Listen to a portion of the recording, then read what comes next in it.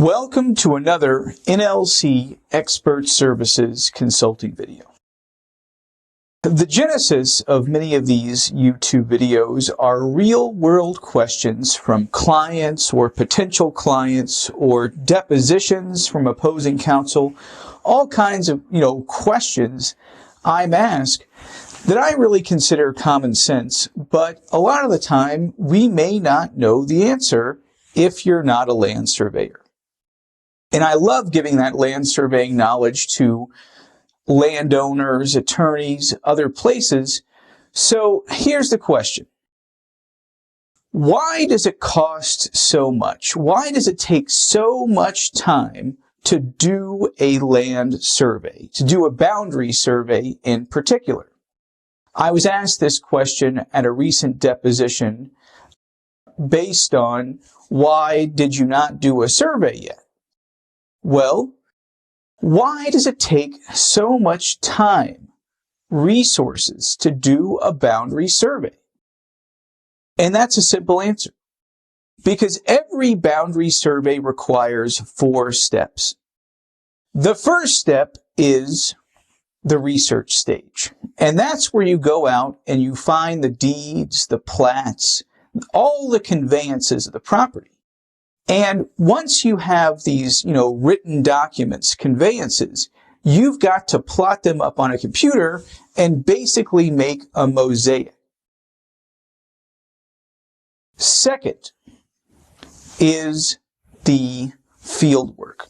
Once you know what you're looking for monuments, you're looking for bearing trees, you're looking for rebar. Now you have to go out to the field and actually find those items. So the field survey is really where you go out, you get the equipment, and you find all of the items called for in the conveyance.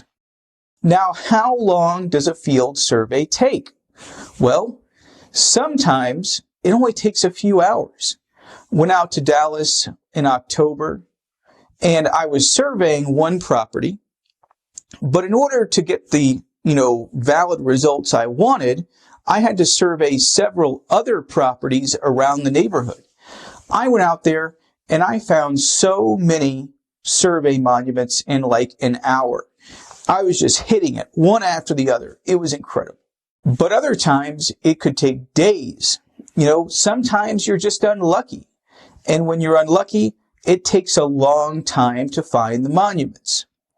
But just because it takes time does not mean you can simply blow past this and set your own monuments, because then you would be causing havoc in the entire community.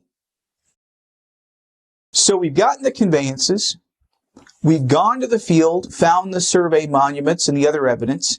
Now we have to weigh the evidence. You are going to have conflicts in every boundary survey you do. But luckily, the legal principles that underlie the profession tell us natural monuments have a higher standing than artificial monuments, or calls for an adjoiner are senior than bearings and distances. So we basically just have to use the rules of land surveying to determine where the boundary actually exists. Got the conveyances, did the survey and the field work, did the analysis, and the last part is, telling everyone what you've done.